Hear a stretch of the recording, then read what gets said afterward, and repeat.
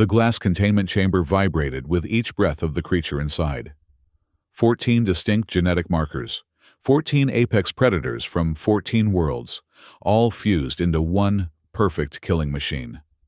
The Zernak scientists called it Nexus Prime, the convergence point of lethal evolution. General Cravel stood before the reinforced observation window, his rigid posture reflecting decades of military discipline. His scaled skin, the color of burned copper, tensed as he watched the creature pace. 4 legs when it chose speed, 2 when it needed manipulation with a neural network complexity that rivaled the most advanced Zernak battle computers. "Can it understand commands?" Cravel asked, his voice a low rumble that matched the undertones of the beast's constant growling. Dr. Ilan Rix approached cautiously, data tablet in hand. Unlike the general's imposing frame, Ilan's body was slight, typical of Zernak scientists who spent their lives in laboratories rather than battlefields. His scales held a pale blue tint, flushing slightly greener when nervous. As he was now, as he was. "Understand, yes. Obey. That's complicated," Ilan replied, sliding through holographic displays. "The Nexus exceeds all performance metrics. It processes tactical scenarios faster than our elite soldiers. Its adaptive learning capabilities are unprecedented." "You haven't answered my question, Doctor." Cravel's secondary eyelids flickered, a sign of impatience in their species. Ilan sighed. "It follows basic directives when it chooses to. There's an intelligence there that concerns me." "Concerns?" "We didn't spend 14 billion credits on this project for concerns." Cravel moved closer to the glass. The creature inside immediately locked eyes with him. Its gaze golden with vertical pupils, never blinked. "We created it to end wars before they begin. The ultimate deterrent." "That's precisely my concern," Ilan said, lowering his voice. "We may have created something we cannot fully control." The chamber's atmospheric regulators hummed in the background as the two Zernak stared at each other in tense silence. Around them, the military research station, Zernak Delta, continued its operations, a massive complex buried beneath the toxic surface of Zaros. The planet was uninhabitable to most species, which made it perfect for developing weapons that would never be used on home soil. "Your concern is noted, Doctor," Cravel finally broke the silence. "But the Council has approved the demonstration next cycle. The Earth delegation arrives in 48 hours. Ilan's scales paled. "The diplomatic mission. You can't possibly." "We can, and we will," Cravel cut him off. "The humans need to understand their position in the galactic hierarchy. Their recent territorial expansions have become concerning." "This isn't what the Council authorized," Ilan protested. "They approved controlled testing, not—" "The Council authorized me to ensure the security of the Zernak Empire by any means necessary." Cravel turned away from the glass, though the creature's eyes followed his movement. "I've arranged for a system malfunction during their tour. Nothing that will harm the diplomats directly, but they'll witness the Nexus in action. A small demonstration of what awaits those who challenge us." "You're risking interstellar war," Ilan whispered. "I'm preventing one," Cravel corrected. "Fear is a universal language, Doctor. Even humans understand it." Behind them, Nexus Prime lowered its massive head, its chitinous armor plates shifting like liquid metal. Its skin rippled with colors, blues, purples, and deep reds, a communication system borrowed from cephalopod genetics. For a moment, Ilan could have sworn the patterns formed Zernak military code WATCHING. But that was impossible. The creature couldn't possibly understand their language at that level. Could it? The Earth diplomatic vessel, Harmony, docked at Zaros Station's external port with the smooth precision characteristic of human engineering. Ambassador Thomas Chen Williams watched through the viewport as the docking clamps engaged, feeling the subtle vibration through the soles of his boots. "Remember," he addressed his team, "the Zernak value strength and directness. They respect honesty even when it's uncomfortable. Our mission is to establish peaceful technological exchange, not to appear weak. His 9-year-old daughter Ava sat cross-legged on a bench nearby, absorbed in her digital sketchpad. Dark curls framed her round face as she drew with focused precision. "Ava," Thomas called. "Are you ready?" She looked up, brown eyes bright with excitement. "Yes, Dad. I've been practicing my Zernak greeting." She stood and performed a perfect military-style salute, followed by a respectful bow, a combination that had taken her weeks to perfect. Thomas smiled proudly, but couldn't completely hide his concern. Bringing his daughter had been a controversial decision. Earth Central Command had argued against it, but Thomas had insisted. The Zernak respected family bonds, and demonstrating trust by bringing his child might open diplomatic doors otherwise closed. Plus, since his wife's death 3 years ago, he rarely traveled without Ava. Their diplomatic life had become a shared journey of grief and healing. "Just remember to stay with Maria at all times," Thomas reminded her, gesturing to her assigned guardian, a tall, stern-faced security officer who had become Ava's de facto nanny during diplomatic missions. "I know, Dad." Ava rolled her eyes in the universal expression of children who feel overparented. "I won't touch anything, won't wander off, and won't ask impolite questions about their scales." Thomas suppressed a chuckle. The last restriction had been added after an awkward incident with the Andorian ambassador. As the airlock cycled, the delegation straightened their postures.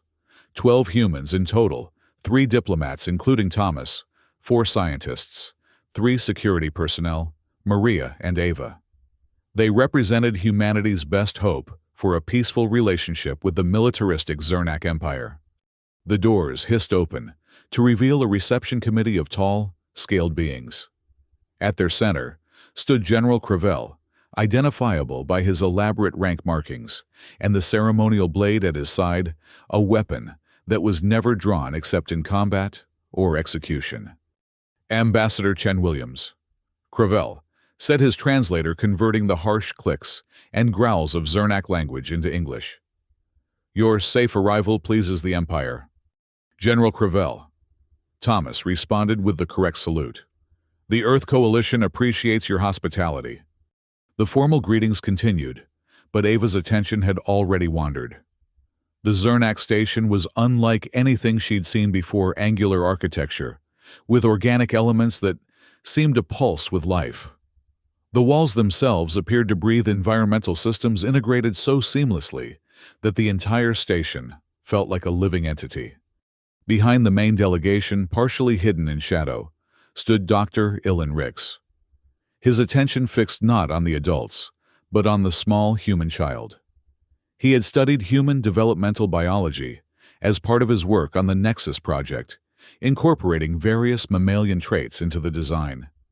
But seeing an actual human child, a species' future in living form, caused an uncomfortable sensation in his thoracic cavity. The Zernak valued strength above all else. Yet here was Ambassador Chen Williams deliberately exposing his genetically valuable offspring to potential danger. It was either supreme confidence or foolishness. Ilan wasn't sure which concerned him more. As the formal reception concluded, Crevel announced the itinerary. "You will be shown to your quarters. After a rest period, we will begin the tour of non-restricted areas, concluding with a demonstration of Zernak technological achievements." Ilan noticed the slight emphasis on technological achievements and felt his scales tighten with anxiety. He knew exactly what Crevel planned to demonstrate, and he knew it would end badly for everyone. Ava had never been good at following rules, not because she was disobedient, but because her curiosity routinely overwhelmed her caution. When Maria became distracted by a conversation with one of the Earth scientists about Zernak atmospheric processing, Ava seized her opportunity. The corridor outside their assigned quarters branched in 3 directions. The main path led toward the central hub, where the adults were gathered. The left passage, according to the holographic map she'd studied earlier, led to the Botanical Exchange, a collection of plants from various worlds, including Earth. The right passage was unmarked. Naturally, she chose right. The corridor narrowed as she walked, the lighting dimming to a subtle blue glow. The walls here had fewer of the organic elements seen elsewhere, replaced by more traditional metal and composite materials. Security, she guessed. This area wasn't meant to impress visitors. A series of doorways lined the hall, each sealed with no obvious access panels. Ava was about to turn back. Even her curiosity had limits when she heard voices from around a corner. The system is primed. When the delegation reaches Observation Deck 3, the containment field will malfunction for exactly 90 seconds. The voice was Zernak, but not one Ava recognized from the reception. And the creature, a second voice asked. Prepped with hunger stimulants, it will perform exactly as expected. Ava pressed herself against the wall, heart pounding. She wasn't supposed to be hearing this. She needed to find her dad immediately. She turned to retrace her steps, but froze at a new sound, a deep, resonant growl that seemed to vibrate through the floor itself. It wasn't threatening exactly, more curious. Against every instinct for self-preservation, Ava followed the sound. 3 turns later, she found herself in a dimly lit chamber, dominated by a massive transparent wall. Beyond it lay darkness broken only by occasional flashes of movement. Ava approached slowly, drawn by an inexplicable feeling. As she neared the transparent barrier, lights gradually illuminated the space beyond, revealing the most extraordinary creature she had ever seen. It was enormous, easily 4 times her height when standing on its hind legs. Its body combined features familiar and alien, powerful limbs covered in scales, fur, and armored plates that shifted like liquid. A face that blended predatory features from multiple evolutionary lines. Eyes that glowed with intelligence. Nexus Prime. Ava should have been terrified. Instead, she felt wonder. "Hello," she whispered, placing her small palm against the barrier. In the station's command center, alarms blared.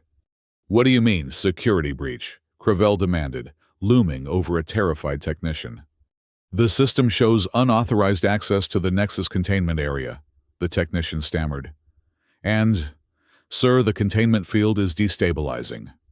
Ilan rushed to the console, pushing aside the technician. "That's impossible. The override sequence requires 3 separate authorizations."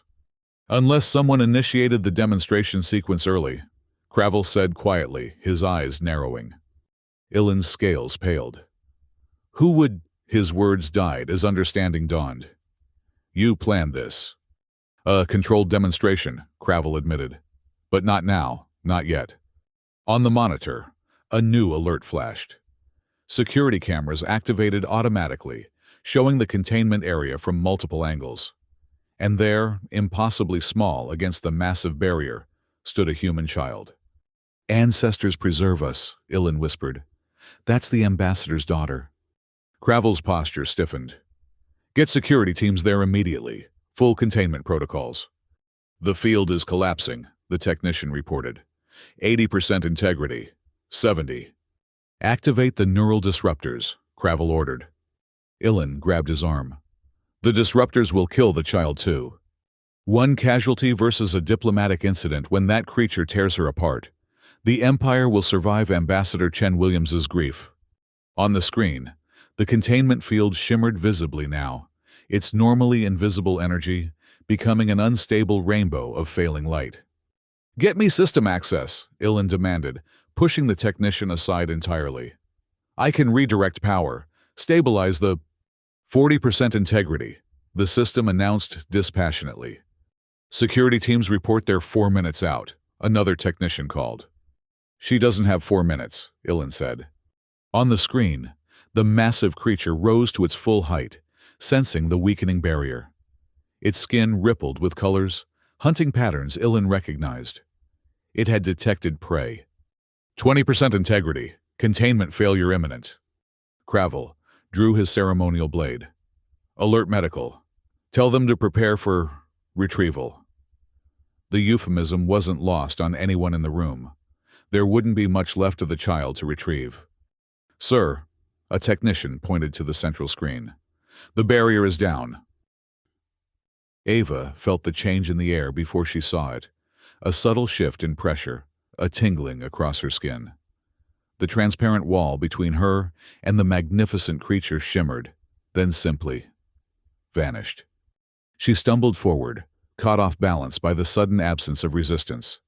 4 steps into the enclosure, she froze, looking up and up at the towering figure of Nexus Prime. The creature stood on its hind legs, 14 feet of evolved perfection.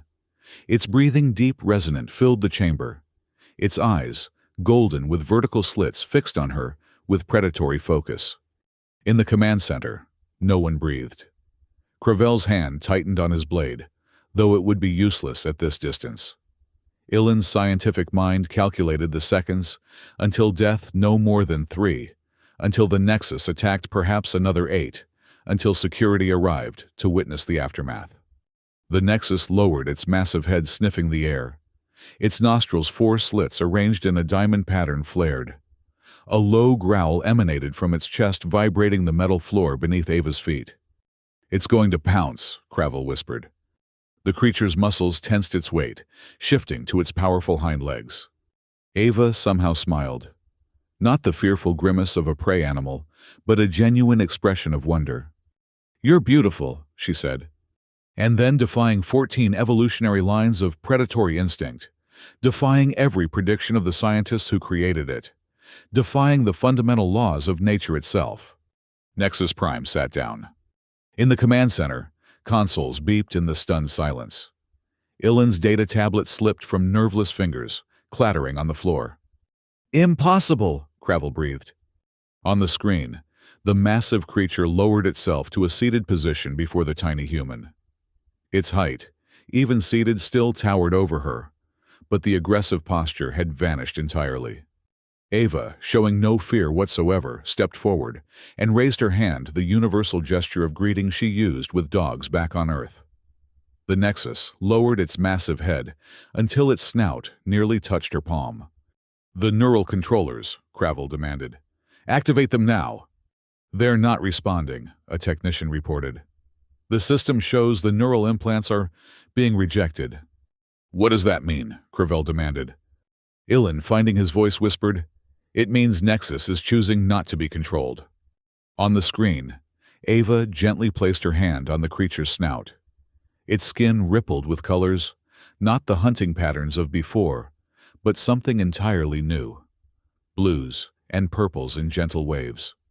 "Record everything," Ilan ordered. "Every neural pattern, every hormone level. This is unprecedented." Cravel's voice hardened. "Prepare the emergency termination protocol." "You can't be serious," Ilan protested.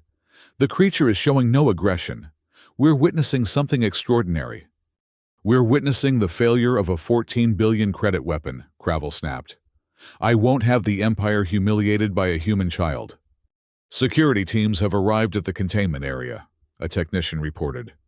Cravel activated the communication system. "This is General Cravel.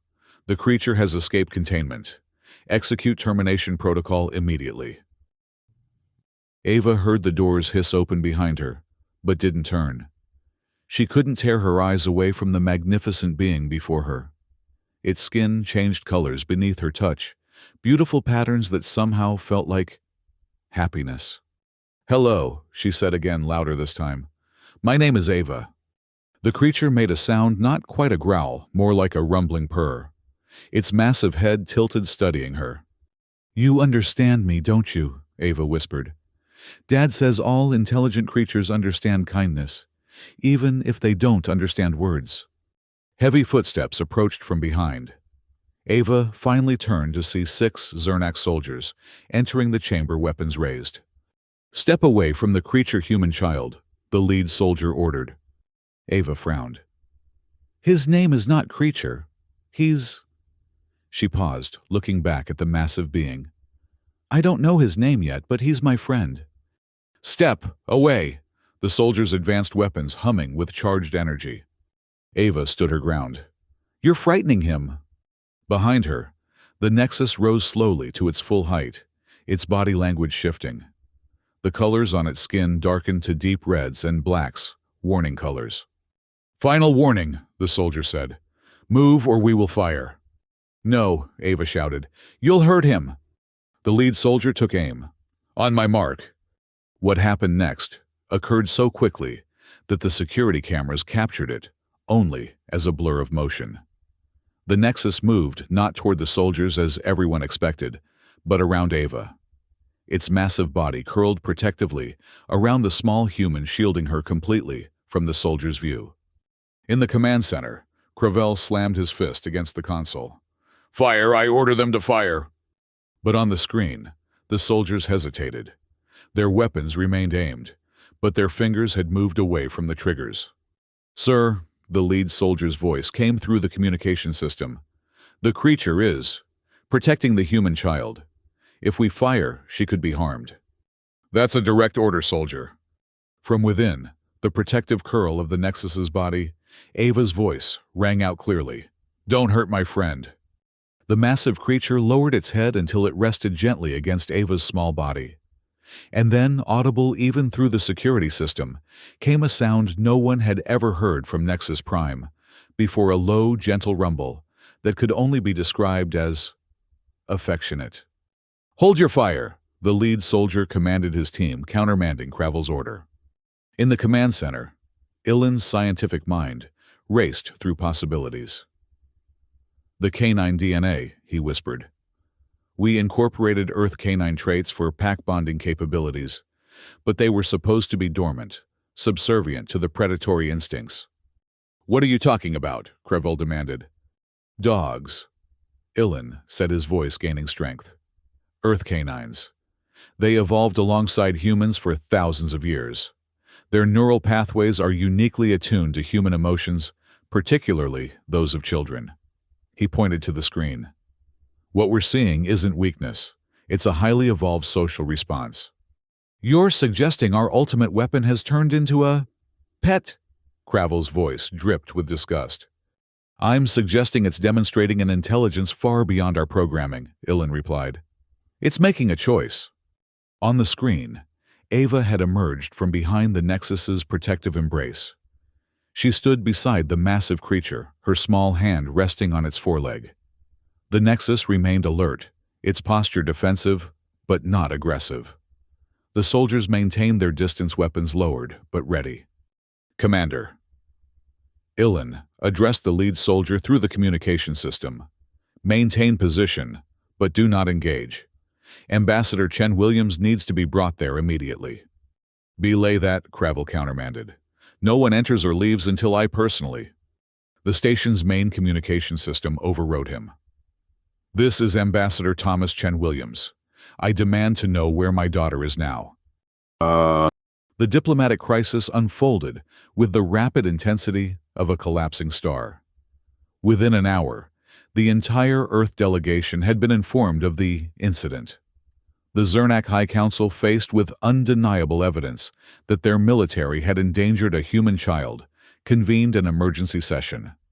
Thomas Chen Williams stood at the observation window, watching his daughter interact with the most dangerous being in the galaxy, as if it were an oversized puppy.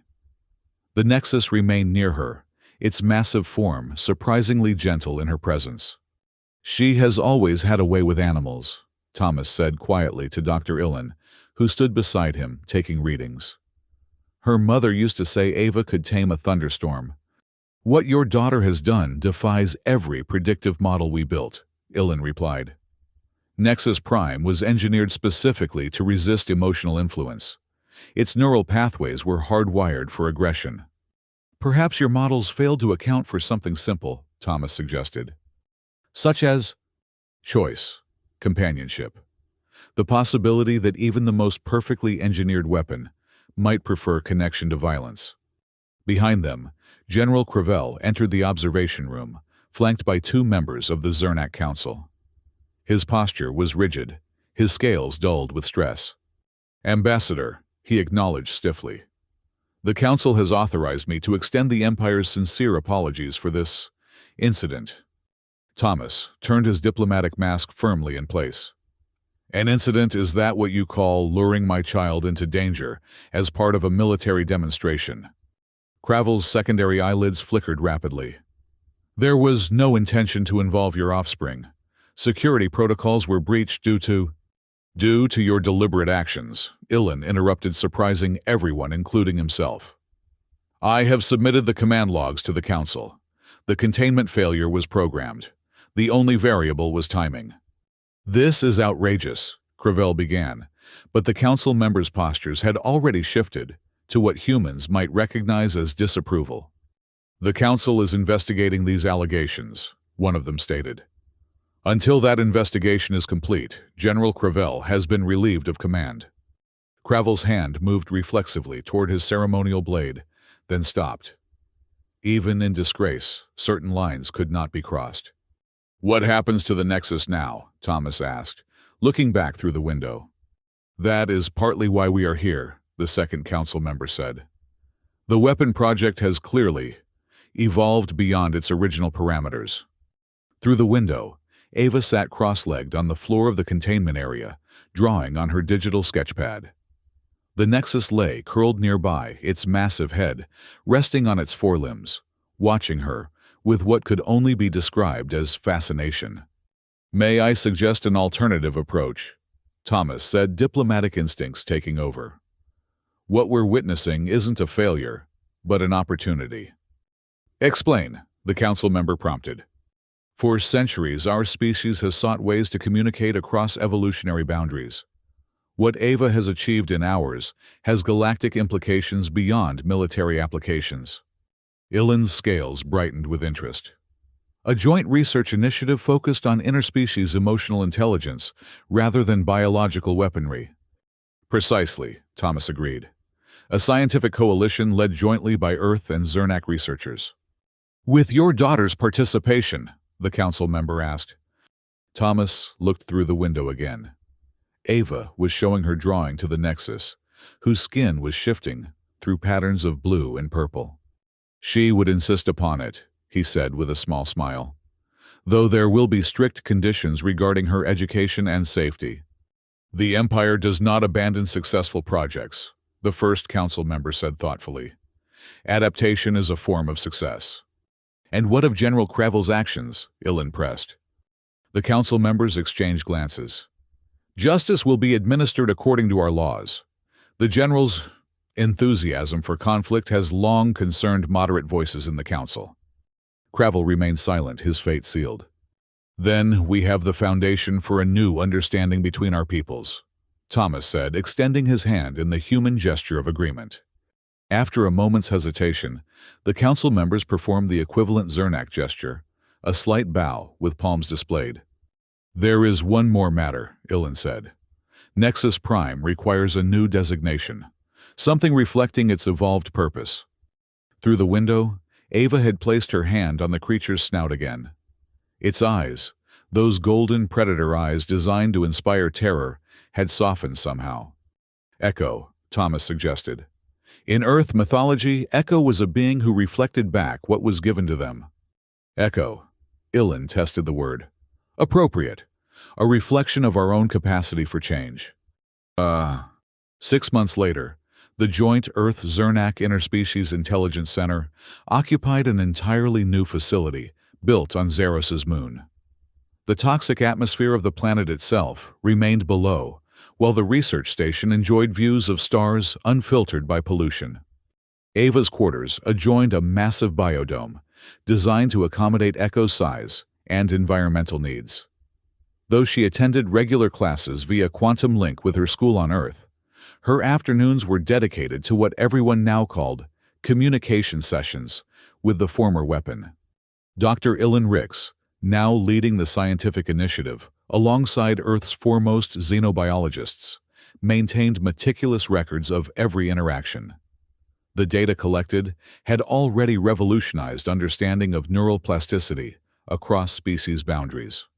Emotional connection appears to physically rewire neural pathways, he explained to a visiting delegation of scientists. Echo's brain scans show entirely new connections forming particularly in regions associated with social bonding. And the predatory instincts, a colleague asked. Still present but contextualized differently. Echo has developed a protective framework that prioritizes Ava's safety above hunting drives. In the biodome, Ava sat in a patch of earth grass transplanted specifically for her comfort.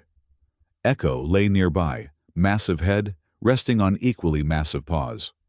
"Try again," Ava encouraged. "You're getting better." Echo's forelimb moved carefully, dragging a giant stylus designed for its grip across a reinforced tablet. The resulting line curved, roughly joining others, to form a recognizable, if wobbly, circle. "See, that's me," Ava said, pointing to the crude drawing. "You drew me." Echo's skin rippled with pleased colors. The ability to shift chromophores had become its primary method of communication, a visual language that researchers were slowly cataloging. Deep blues for contentment, purples for curiosity, gentle greens for playfulness. The observation window overlooking the biodome framed the scene like a painting: tiny human and massive predator, connected by something science struggled to quantify. Thomas Chen Williams, watching from that window during his monthly visit, felt the familiar ache of wondering what his late wife would think of their daughter's extraordinary friendship. "She would be proud," Ilan said quietly, somehow reading the human's expression. The Zernak scientist had developed a surprising sensitivity to human emotional cues through his work. "Scared out of her mind, but proud," Thomas agreed with a sad smile. "Ava has her mother's heart." "The council has approved the next phase of the initiative," Ilan said, changing subjects to respect the human's privacy. "We've identified 3 more candidates for the socialization program. More like Echo. Similar biological frameworks, though not as complex. Weapon programs that never quite succeeded." Thomas raised an eyebrow. "Failures or just waiting for the right approach?" Ilan's scales flushed slightly. "A perspective adjustment I'm still adapting to." In the biodome, Echo had risen to its full height, still an awesome sight, despite months of familiarity. The creature stretched powerful muscles, rippling beneath its hybrid skin claws that could tear through spacecraft hull, extending and retracting. Then, with the gentle precision that still amazed observers, it lowered itself beside Ava again. The child leaned against its massive flank, completely at ease, continuing her own drawing. The most powerful weapon, Ilan noted, turned out to be a child's capacity for unconditional acceptance. "Not a weapon at all anymore," Thomas corrected gently. "No," Ilan agreed. "Something much more valuable, a bridge." The old military research facility on Zeros stood empty now, its corridors silent except for maintenance drones. In what had once been General Crevel's office, a new officer reviewed security protocols for the decommissioned site. Commander Lyrix, recently promoted from the Science Division, had little interest in the Empire's former weapon programs. Her focus lay in defensive technologies, shields, rather than swords. "Final inventory complete," her assistant reported. "All sensitive materials have been transferred to the Moon facility." "And the historical records?" Lyrix asked. "Archived according to protocol. Though there's one entry I thought you should see personally." The assistant handed over a data crystal, an outdated storage medium rarely used anymore. Lyrix inserted it into her console with curiosity. The screen displayed a single video file dated from the day of the Echo incident, as it was now called in official records. The timestamp showed it was recorded minutes before the containment field failed. The footage showed Nexus Prime, now known throughout the galaxy, as Echo alone in its chamber. The creature was making precise movements with its forelimb against the floor, almost as if... "Is it drawing?" Lyrix asked, incredulous. "Analysis confirms the patterns match early Zernak military communication symbols," the assistant said quietly. The camera angle shifted, showing the pattern Echo had traced in the dust of the chamber floor. 5 symbols unmistakable to any Zernak military officer. "I know, waiting, change." This was before it met the human child, the assistant emphasized. Before anyone called it Echo. Lyrix stared at the screen, the implications cascading through her scientific mind. It was self-aware, already choosing. "What should I do with this record, Commander?" Lyrix considered the question carefully.